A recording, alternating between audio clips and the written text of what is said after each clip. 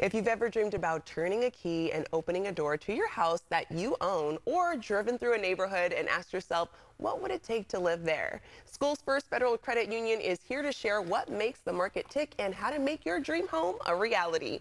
Let's welcome Jason Fonseca, their Senior Learning Specialist. Welcome, Jason. Hi, thank you so much for having me, Desiree. Yeah, I'm happy to talk to you. So, Jason, can you give us the overall landscape for buyers and sellers right now? What trends are prevailing and what opportunities are on the horizon? Yeah, absolutely. That's the million-dollar question right now. How can I buy and sell inside of this market right now? And if you're a buyer, you're dealing with high interest rates and you're dealing with low inventory because the people with low interest rates want to hold on their homes, rightfully so. And you got other economic concerns that you have to be worried about and pay attention to.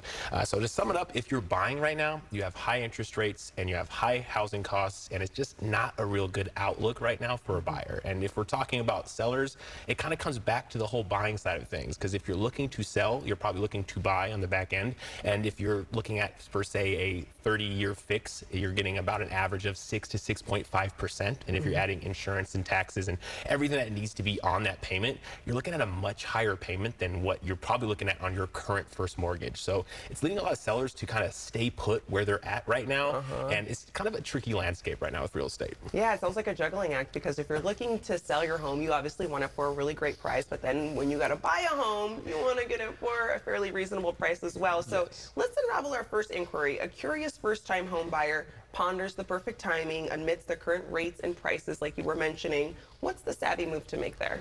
Wow, so it's complicated, but if we're looking for like an easy, quick answer, it's just not a good time to buy right now. However, if you're patient and you're willing to wait and see if this market rebounds, you could find that you're in a good place to be in the home that you want as opposed to the home that you just can afford right now. And there's a lot of good things to do while you wait to put yourself in success, to be in that first step of becoming a home buyer. And one of those things is to make sure that you're paying down your credit card debt, keeping that low as possible, making sure that you are paying all your debt, your credit cards, your loans on time, and ensuring that you're getting that credit score to the highest point that you possibly can get it to. So that way you're in position to buy a home for the lowest interest rate that you possibly can get, saving tens of thousands of dollars on the life of the loan itself, and then also making sure you have that low monthly payment that everyone wants. Now, if you're on the other end of the spectrum and you just don't care what the market looks like, you're like, I don't want to rent no more, I don't want to have like a landlord anymore, I want to buy something for myself, just know that you can actually refinance anytime down the road. But the big question is if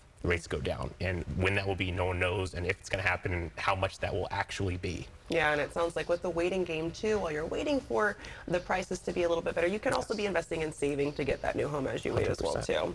So what about a homeowner with a wealth of equity seeking cash for a significant expense and they want to refinance?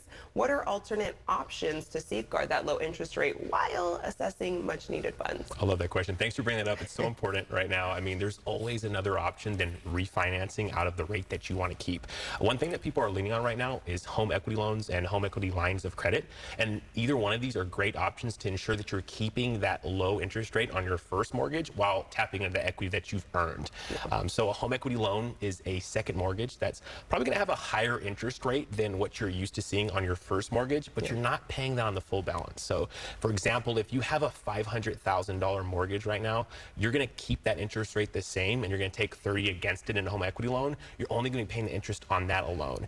And if you're getting a home equity line of credit, this is an open line of credit that has a variable rate for a set amount, which means that the rate will change. But what you're basically going to be seeing on that is if we did the same example for $30,000 and you're using only $5,000 of it, you're only going to be paying the interest on what you're using. So it's all really good options depending on what your financial situation is and what your needs are at the time. Okay, all very helpful tips. And what are some final words of wisdom to guide our viewers on their property journey? So I have two really good tips here. Make sure that we're following, ensuring that we're doing our homework and research. When it comes to buying and selling a home, one of the main things that you want to research is who's my real estate agent going to be? It's such a critical part of the home buying and selling process. This real estate agent is going to make sure that you are getting the home price for what you want it for, agreeing on those terms that you're going to have.